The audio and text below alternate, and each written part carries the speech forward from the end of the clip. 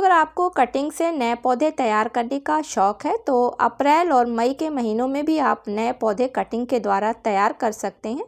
तो ये बिल्कुल सही समय चल रहा है कटिंग से नए पौधों को तैयार करने का, क्योंकि बहुत से पौधे ऐसे होते हैं जो अप्रैल और मई की तेज़ गर्मी में भी कटिंग से काफ़ी आसानी से नए पौधे तैयार कर देते हैं। तो आज के वीडियो में मैं आप लोगों के साथ में ऐसे ही पौधों को शेयर करने जा रही हूँ जिनकी कि अगर आप कटिंग अप्रैल के महीने में लगाते हैं तो वो काफ़ी आसानी से नए पौधे तैयार हो जाते हैं। तो ये पौधे कौन से हैं और इनकी कटिंग किस तरीके से लगानी है, चलिए आगे वीडियो में देखते हैं। नमस्कार दोस्तों, आप सभी का अपने चैनल पर एक बार फिर से स्वागत है। तो चलिए दोस्तों वीडियो की शुरुआत करती हूँ। किसी भी पौधे की कटिंग को लगाने के लिए और उससे 100% रिजल्ट लेने के लिए इन 3 बातों का ध्यान रखना काफ़ी ज़रूरी होता है। तो पहली चीज़ है कि जब भी आप किसी भी पौधे की कटिंग को लगाएं तो उसकी कटिंग काफ़ी मजबूत और फ्रेश होनी चाहिए, उस पर किसी भी तरीके की कोई डिजीज़ वगैरह नहीं लगी होनी चाहिए। दूसरी चीज़ दोस्तों है कि कटिंग वाली मिट्टी को नम रखना है। कहने का मतलब है कि ना ज़्यादा गीली रखना है और ना ज़्यादा उसको सूखी करना है, जिससे कि उस पर रूट्स आसानी से निकल आए। कटिंग को लगाने पर तीसरी चीज़ जो सबसे ध्यान देने वाली है वो ये है कि कटिंग को लगाने के बाद में हमेशा उसको सेमी शेड एरिया में रखना है, क्योंकि कटिंग को ग्रो होने के लिए ब्राइट लाइट की ज़रूरत पड़ती है। धूप या अगर आपने अंधेरी जगह पर रख दिया तो आपकी कटिंग पर रूट्स नहीं आएंगी और कटिंग आपकी गल के ख़राब हो जाएगी। तो दोस्तों पहले नंबर पर सीडम ग्रास को रखते हैं, जिसे कि लेमन ग्रास के नाम से भी जाना जाता है। ये पौधा एक परमानेंट सकुलेंट पौधा है और इसकी पत्तियां बिल्कुल मॉस रोज़ के पौधों की तरीके से होती हैं। बस फ़र्क इतना होता है कि उसकी पत्तियां बड़ी होती हैं और इनकी पत्तियां कुछ छोटी होती हैं। गर्मियों के सीज़न में इनमें गुच्छों में पीले रंग के छोटे छोटे फूल आते हैं जो देखने में काफ़ी खूबसूरत लगते हैं।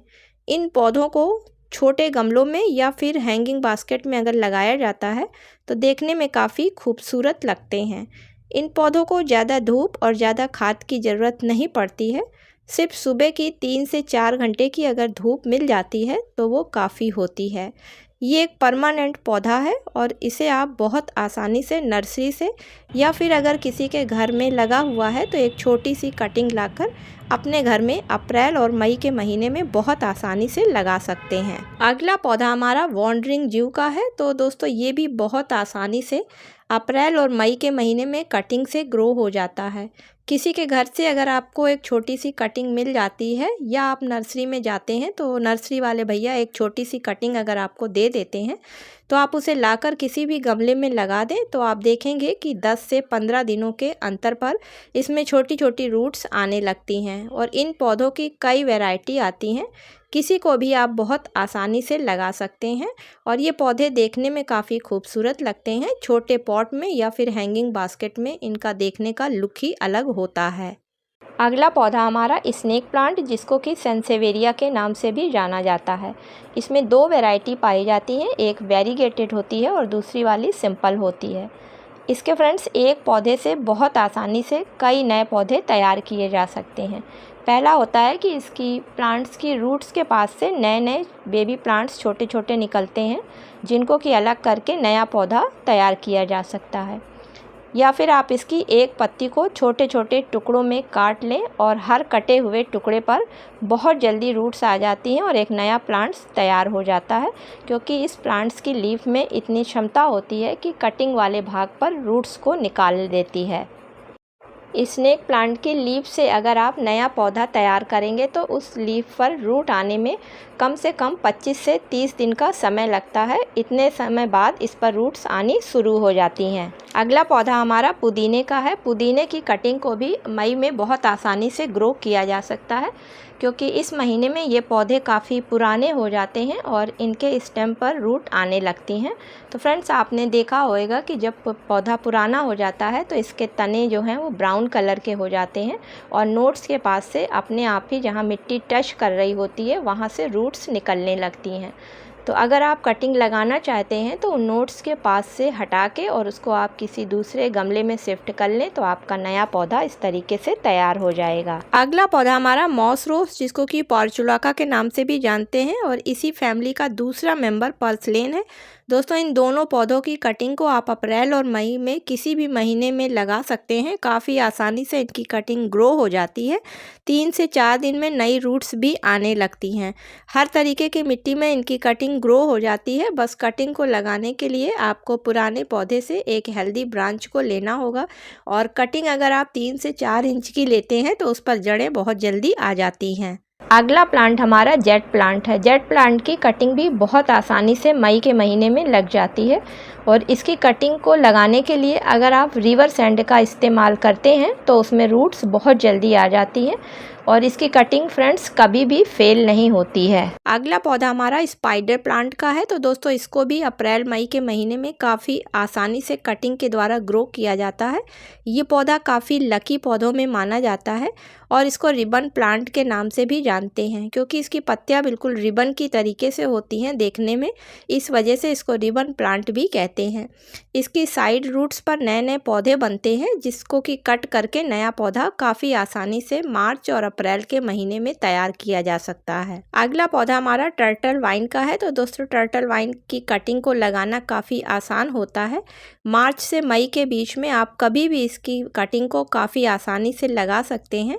यहाँ तक कि इसके स्टेम जहाँ भी मिट्टी को छूते हैं वहीं से इसमें नोड एरिया पर से जड़ें निकल आती हैं क्योंकि टर्टल वाइन के हर नोड एरिया पर रूट्स आती हैं और वहीं से नया पौधा तैयार होता है। अगला पौधा हमारा बेबी सनरोज़ का है। तो दोस्तों इसके भी फूल देखने में काफ़ी खूबसूरत रेड कलर के आते हैं और इसकी भी कटिंग को आप अप्रैल से मई के बीच में काफ़ी आसानी से लगा सकते हैं। ये भी एक सक्युलेंट पौधा होता है। ज़्यादा पानी मिल जाने पर इसकी जो डालियाँ होती हैं वो गल जाती हैं। देखने में काफ़ी ये पौधा खूबसूरत लगता है। इसे चाहे आप छोटे पॉट में लगाएं या फिर हैंगिंग बास्केट, दोनों में ही ये पौधा काफ़ी खूबसूरत लगता है। अगला प्लांट हमारा मनी प्लांट का है। मनी प्लांट भी मई के महीने में बहुत आसानी से कटिंग से लग जाता है। आप एक कटिंग अगर इसकी ले आते हैं कहीं से तो उससे कई नए पौधे आप तैयार कर सकते हैं। फ्रेंड्स इसमें भी कई वैरायटी आती हैं पर किसी भी वैरायटी के पौधे की कटिंग बहुत आसानी से ग्रो हो जाती है। इसकी कटिंग को लगाने के लिए प्लांट से आप एक फ्रेश हेल्दी कटिंग को निकाल लें और उनके छोटे छोटे कट कर लें और कट करने के बाद में आप उसको मिट्टी में लगा दें और मिट्टी में लगाने के बाद में आप देखेंगे कि हर नोट्स के पास से एक रूट्स निकल आएगी क्योंकि मनी प्लांट के हर नोट्स पर रूट पहले से ही होती है। अगला पौधा हमारा कोलियस का है। तो कोलियस का पौधा जब बहुत गर्मी पड़ती है तो ये अक्सर ख़राब हो जाता है। तो अप्रैल के महीने में आप काफ़ी आसानी से कोलियस के प्लांट की भी कटिंग को लगा सकते हैं। इसकी कटिंग को लगाने के लिए आप मिट्टी में और पानी में दोनों में ही ग्रो कर सकते हैं। काफ़ी खूबसूरत रंगीन पत्तियों वाला ये पौधा होता है। अगला पौधा हमारा क्रॉटन का है जो कि अपनी खूबसूरत पत्तियों की वजह से पहचाना जाता है। इसमें कई वैरायटी आती हैं। पत्तियां इनकी देखने में काफ़ी खूबसूरत लगती हैं। तो इसकी भी कटिंग आप अप्रैल के महीने में काफ़ी आसानी से लगा सकते हैं। तो दोस्तों इन पौधों के अलावा और भी बहुत से ऐसे पौधे होते हैं जिनकी कि अगर आप अप्रैल के महीने में थोड़ी सावधानी पूर्वक कटिंग लगाते हैं तो वो कटिंग फिर 100% सक्सेस होती है। जैसे कि आप गुड़हल की कटिंग लगा सकते हैं, बोगनवेलिया की कटिंग लगा सकते हैं, गुलाब की कटिंग लगा सकते हैं, चंपा की कटिंग लगा सकते हैं। इन पौधों की कटिंग भी काफ़ी आसानी से लग जाती है। तो दोस्तों ये सब ऐसे पौधे हैं जिनकी कटिंग लगाकर आप उनसे ढेरों नए पौधे फिर तैयार कर सकते हैं। उम्मीद करती हूँ कि आज का वीडियो आप लोगों को पसंद आया होगा। अगर पसंद आया हो तो इसे लाइक और शेयर करें। मिलती हूँ किसी अगले वीडियो में किसी नई जानकारी के साथ में।